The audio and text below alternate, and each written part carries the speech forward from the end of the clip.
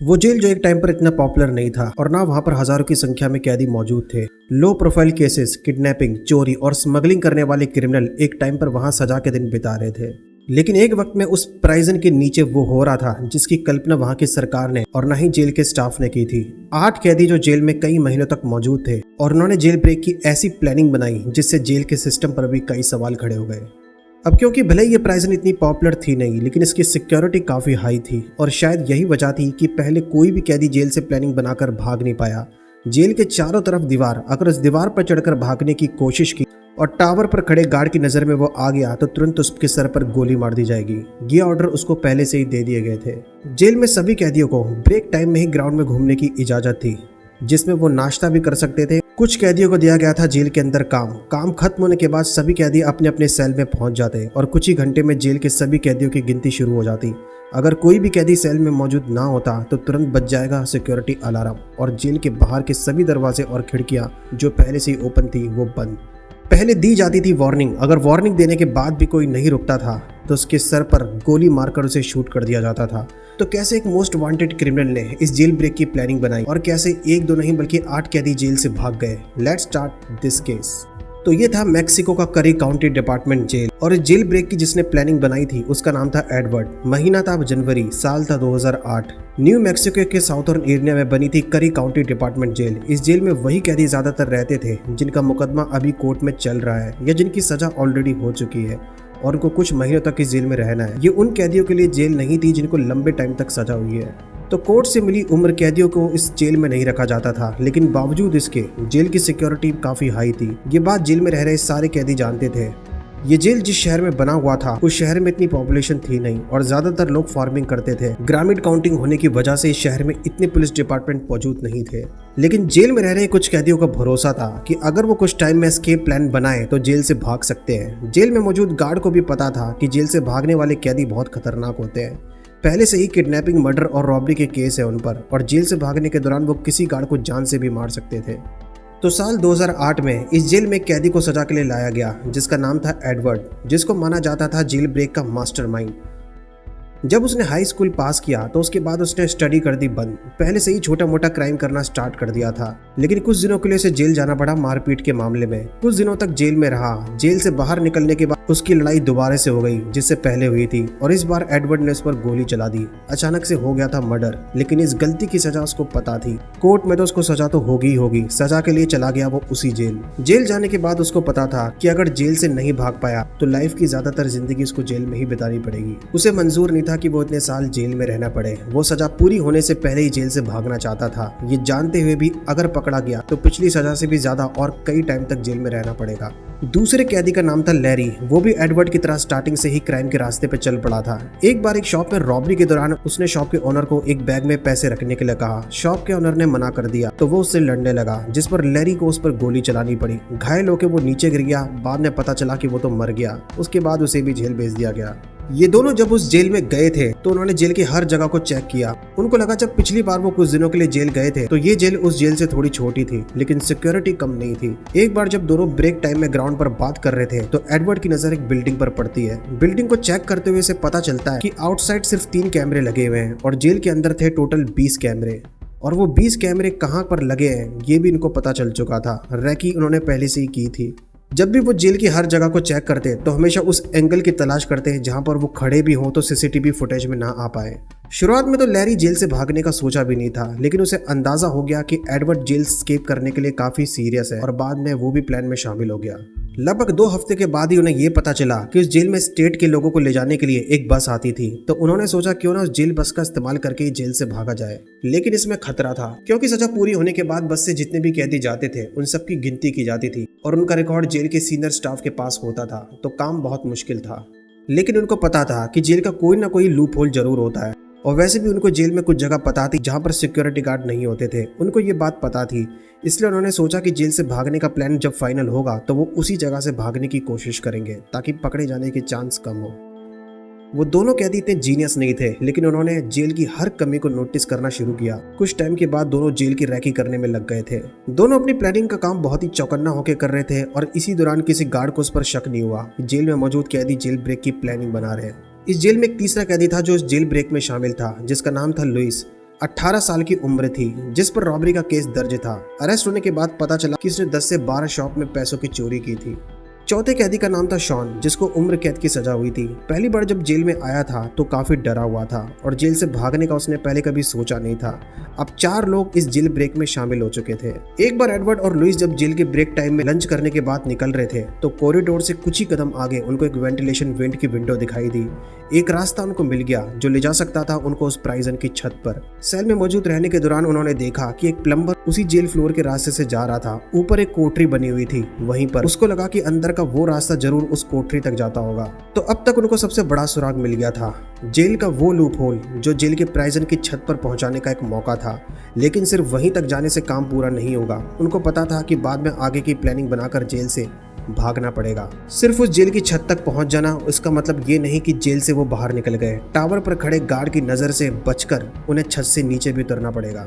अब स्टार्टिंग में उन्होंने प्लानिंग तैयार कर ली थी, जिसके लिए उन्हें किसी गार्ड से लड़ाई करने की जरूरत नहीं थी। कैमरे का उनको पहले ही पता चल गया था कि जेल के बाहर 3 कैमरे लगे हुए हैं और जेल के अंदर कितने कैमरे लगे हैं। अगर बाद में वो किसी तरह जेल की दीवार से कूद गए तो थोड़ा आगे बढ़ के वो जेल की दीवार से कूदकर भाग सकते थे। अगले दिन जब लंच का टाइम हुआ तो एडवर्ड करेक्ट टाइम पर खाना खाने के लिए पहुंच गया था, लेकिन उसके दूसरे साथी क्रिमिनल को थोड़ी देर हो गई।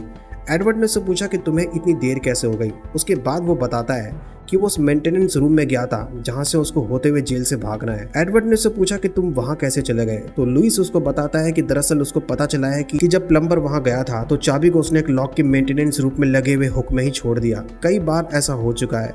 अब उन दोनों को लगा कि इनकी किस्मत अच्छी है। अब वो आगे की प्लानिंग का काम कर ही रहे थे। उनको लगा कि और कैदियों की जरूरत होगी इस प्लानिंग में, लेकिन वो करी डिपार्टमेंट काउंटी जेल जहां कैदी ऐसे थे जहां पर कैदियों को ज्यादा टाइम तक सजा नहीं होती थी। डेली हर कोई नया कैदी जेल में आता था और कुछ कैदी जिनकी सजा पूरी हो जाती थी वो बाहर निकल जाते थे। तो किस कैदी पर भरोसा किया जाए जो जेल से भागने के लिए सीरियस हो और काम बहुत अच्छे से करे। ये मुश्किल काम था उन दोनों के लिए।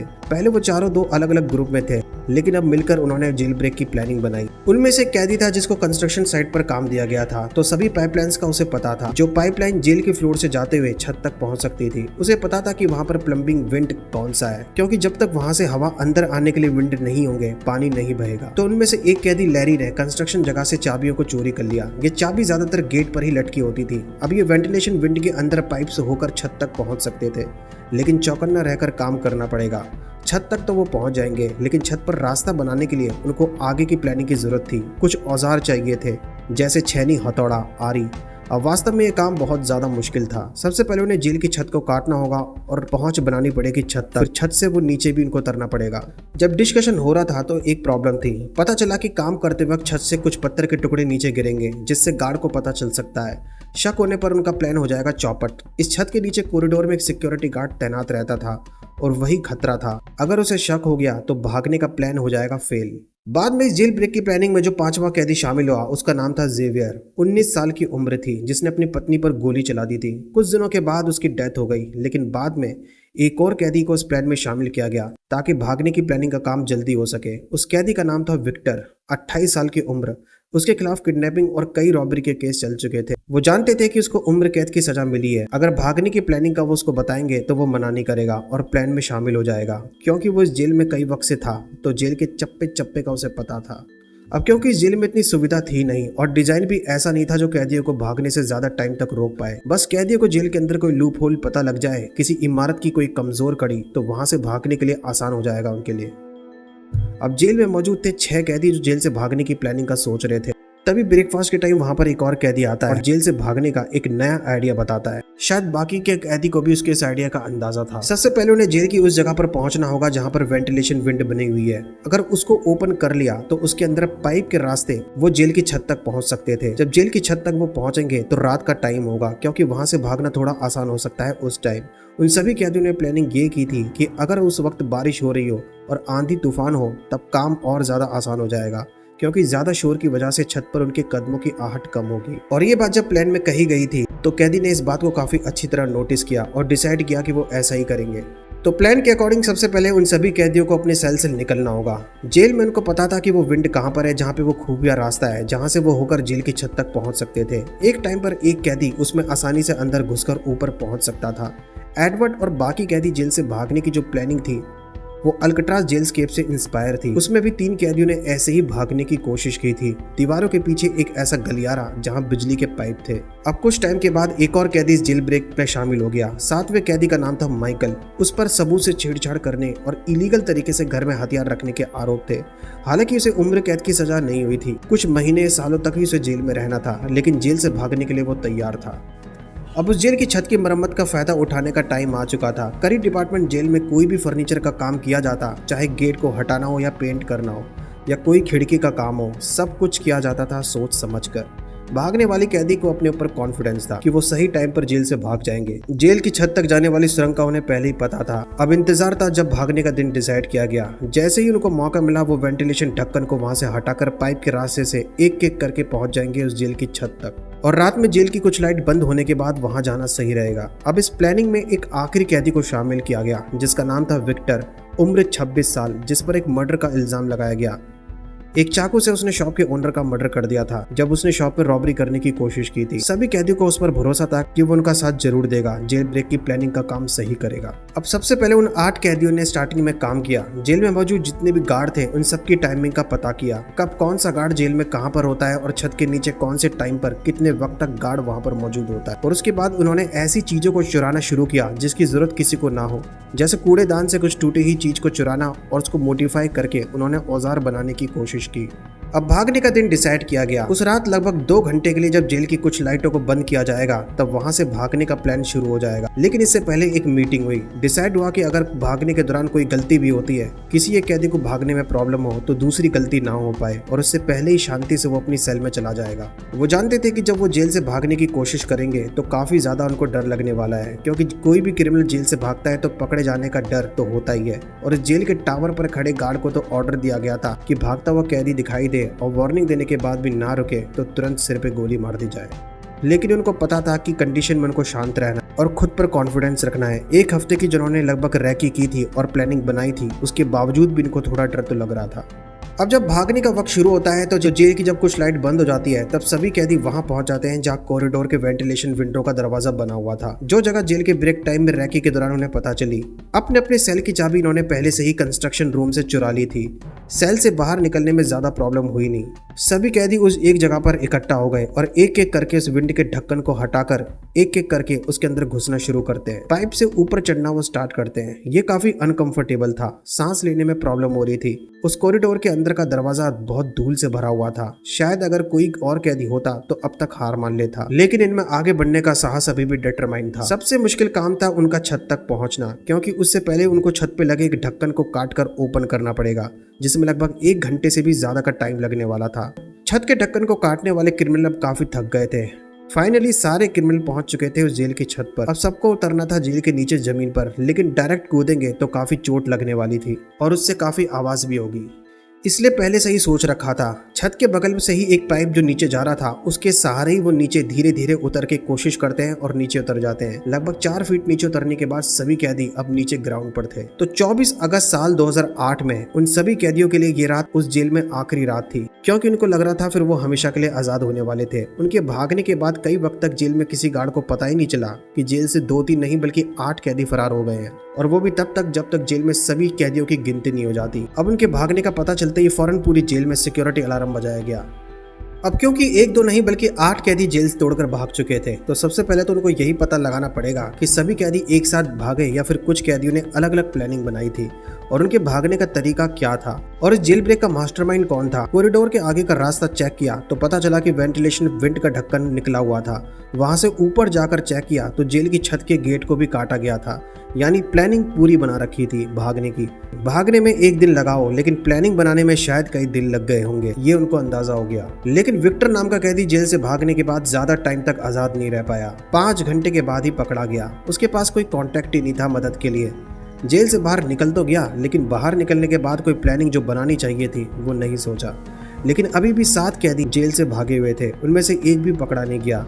पुलिस की टीम को मालूम था कि भागे हुए कैदी को ज्यादा टाइम हुआ नहीं है, शहर के अंदर ही मौजूद होंगे, इसलिए शहर में जगह जगह नाकाबंदी कर दी गई और जगह जगह पर सायरन बजाकर लोगों को अलर्ट किया गया कि कोई भी कैदी अगर उनको भागता हुआ दिखाई दे तो तुरंत पुलिस को खबर करें। और इस तरह 24 अगस्त के अगले दिन 25 अगस्त को एक और कैदी पकड़ा जाता है जिसका नाम था जेवियर। जब उसे अरेस्ट करने के बाद उससे पूछताछ की गई तो एक और कैदी का पता चला, उसे भी अरेस्ट कर लिया जाता है। अब 8 में से 3 कैदी पकड़े जा चुके थे, 5 कैदी अभी भी फरार थे। ढूंढने की कोशिश कंटिन्यू थी। इंटरपोल को भी अलर्ट कर दिया गया था, देश की सीमा से निकलकर किसी और देश में ना पहुंच जाए। सभी एयरपोर्ट के स्टाफ को उनके भागने की खबर दे दी गई थी। सभी कैदियों की फोटो भी भेज दी गई। अब बड़े पैमाने पर उनको ढूंढने का सर्च ऑपरेशन तो चल रहा था। उनके भागने के कुछ दिनों के बाद 7 अक्टूबर को जब भागने वाले कैदी लैरी की मदर के फोन को ट्रेस किया गया, ये फोन किया था लैरी नहीं अपनी माँ को, और उससे यही गलती हो गई। पुलिस की टीम ने उस फोन को सर्विलांस में लगाकर उसका लोकेशन पता कर लिया, और जब पुलिस की टीम उस जगह पर पहुंची तो लैरी एक सुनसान घर में रह रहा था। उसको पता चला कि पुलिस की टीम वहां पहुंच गई है, और जब उसे अंदाजा हो गया कि भागने का कोई रास्ता नहीं है तो उसने कहा कि मैं सरेंडर करने के लिए तैयार हूं, बस मुझ पर गोली मत चलाना। अब 3 कैदी फरार थे। 13 अक्टूबर को एक और कैदी को अरेस्ट कर लिया गया। पुलिस को खबर मिलती है कि वो एक इलाके में पाइल स्ट्रीट के अपार्टमेंट में छुपा हुआ था। इसके साथ पुलिस ने 3 और लोगों को अरेस्ट किया जो उसकी मदद कर रहे थे। उन्होंने उसको मदद के लिए पैसे भी दिए थे और छुपने की जगह भी बताई थी। बाद में पता चला कि उनका भी पहले क्रिमिनल रिकॉर्ड रह चुका है और वो भी पहले जेल जा चुके हैं, और उनको भी वही सजा दी जाएगी जो बाकी कैदियों को जेल से भागने के बाद दी जानी थी। और उसके कुछ दिनों के बाद लुइस को भी अरेस्ट कर लिया गया, जो कि टेक्सास शहर में ही पकड़ा गया। पता चला कि एक बार वो अपने घर गया था अपनी फैमिली मेंबर से मिलने। उनको वो बहुत मिस कर रहा था। उससे भी गलती हो गई। घर के अंदर पहुंचा तो कुछ इलाके के लोगों ने उसे घर के अंदर जाते हुए देख लिया था। उन्हें पता था कि वो जेल से भागा हुआ कैदी है। फौरन पुलिस को खबर कर दी और पुलिस कुछ ही टाइम के बाद वहां पहुंचकर उसको अरेस्ट कर लेती है। आखिरी बार उसको सीसीटीवी कैमरे में एक ग्रोसरी स्टोर में देखा गया था। ये जानते हुए भी कि शहर में ज्यादातर लोगों को इस जेल ब्रेक की न्यूज का पता चल चुका है, वो शहर में ऐसे घूम रहा था जैसे कुछ हुआ ही ना हो। और यही गलती बाद में उसके लिए सही नहीं हुई और वो पकड़ा गया। लेकिन अभी भी एक कैदी था जिस तक पुलिस पहुंच नहीं पाई थी। नाम था एडवर्ड। उसने तो जेल से भागने की काफी सोच समझकर प्लानिंग बनाई थी कि किन किन बातों का ध्यान रखना है, क्या गलती नहीं करनी चाहिए जिससे पुलिस की टीम को उसके लोकेशन का पता चल जाए। जब वो जेल में भी होता था तो कई गार्ड भी उसको खतरनाक क्रिमिनल मानते थे। ब्रेक टाइम में भी वो ज्यादातर ग्राउंड में दौड़ लगाता था। गार्ड को लगता कि वह एक्सरसाइज कर रहा है, लेकिन ये सिर्फ एक्सरसाइज नहीं होती थी, बल्कि जेल से भागने के बाद जो उसे लगातार दौड़ना था वो उसी की प्रैक्टिस कर रहा था, ताकि कम टाइम में वो जल्द से जल्द शहर के किसी और इलाके में पहुंच जाए। तो जेल से भागने के बाद जिस तरह से उसने प्लान किया था, अभी तक तो वो प्लानिंग बिल्कुल सही हो रही थी, और इसी वजह से लगभग 1 साल तक पुलिस को वो चकमा देता रहा। काफी ढूंढने के बाद भी जब वो नहीं मिला तो 11 दिसंबर साल 2011 में उसे टेक्सास शहर के मोस्ट वांटेड क्रिमिनल लिस्ट में शामिल कर लिया गया। यानी वो क्रिमिनल जो अभी तक पकड़े नहीं गए हैं, और डर यही था कि कहीं वो एक और क्राइम ना कर दे शहर में। वो रॉबरी हो सकती है या किसी का मर्डर भी हो सकता है। पुलिस को पता था कि अगर ऐसा हुआ तो डिपार्टमेंट पर कई सवाल होंगे। इतने टाइम तक वो जेल के मास्टरमाइंड एडवर्ड को क्यों नहीं ढूंढ पाए? मतलब ये कि अब उसको ढूंढने के लिए बड़े पैमाने पर सर्च ऑपरेशन चल रहा था, लेकिन अभी भी काफी टाइम तक पुलिस को उसकी कोई खबर नहीं मिली। जब काफी टाइम तक इन्वेस्टिगेट करने के बाद भी पुलिस को उसके लोकेशन का पता नहीं चलता तो $5000 का भी इस केस में इनाम रख दिया गया, और उम्मीद यही थी कि शायद अब कोई शख्स पुलिस डिपार्टमेंट में कॉल करके उसकी लोकेशन का पता बता दे। एक शख्स पुलिस डिपार्टमेंट में कॉल करता है और दावा करता है कि उसने एडवर्ड को एक जगह पर देखा है, और ये वही शख्स है जिसकी फोटो न्यूज़पेपर में छपी हुई थी, जिसको ढूंढने के लिए इनाम रखा गया है। यहाँ तक कि ये बात खुद एडवर्ड को पता नहीं थी, क्योंकि कई बार उसने टेलीविजन पर इस जेल ब्रेक की न्यूज तो देखी थी जो अब टीवी पर चलाई भी नहीं जा रही थी, लेकिन न्यूज़पेपर को उसने चेक नहीं किया कि उसकी फोटो अखबार में भी छपी हुई है, और इस केस में जो इनाम रखा गया है वो भी कम नहीं है। लेकिन इससे पहले कि एडवर्ड चौकन्ना होता, किसी और शहर में भागने की कोशिश करता। यहाँ तक कि उसने फेक पासपोर्ट और नकली डॉक्यूमेंट भी बनवा लिए थे कि वो कंट्री से ही बाहर निकलने की कोशिश करे, क्योंकि उसे भी पता था कि अगर एक बार वो दूसरी कंट्री में निकल गया तो वहां पर उसको ढूंढना पुलिस के लिए बहुत मुश्किल हो जाएगा। और वो जिस कंट्री में भागने वाला, वहां पर उसके कुछ क्रिमिनल दोस्त भी थे जो पहले से ही ऑलरेडी वहां रह रहे थे, तो वो उसकी मदद कर सकते रहने के लिए, और कुछ टाइम तक वो उसकी पैसों की भी मदद कर देते। अब टाइम भी इतना हो चुका था, एडवर्ड को लगा कि पुलिस की टीम अभी तक तो उसके ठिकाने का पता नहीं लगा पाई, और उसको कॉन्फिडेंस भी अब बढ़ गया था, शायद कभी पुलिस अब उसे ढूंढ नहीं पाएगी। लेकिन ये ओवर कॉन्फिडेंस ही उसकी गलती बन गई। एक दिन उसने डिसाइड कर लिया था कि वो इलीगल तरीके से देशी कंट्री को छोड़ देगा। फेक पासपोर्ट और नकली डॉक्यूमेंट पहले से ही तैयार थे। एयरपोर्ट स्टाफ के कर्मचारी को उसने रिश्वत में काफी पैसे ऑलरेडी दे दिए थे।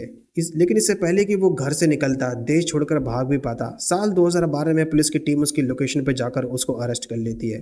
कोर्ट में मुकदमा चलता है तो 10 साल की और एक्स्ट्रा सजा मिलती है, यानी उम्र कैद की सजा पहले से ही थी, और 10 सालों से उसे लगातार जेल में ही रहना पड़ेगा। हो सकता है कि पैरोल मिल जाए, लेकिन इसके लिए भी कोर्ट से उसे रिक्वेस्ट करनी पड़ेगी, और बाद में डिसाइड किया जाएगा कि क्या उसे पैरोल पर कुछ दिनों के लिए रिहा किया जाना चाहिए या फिर नहीं।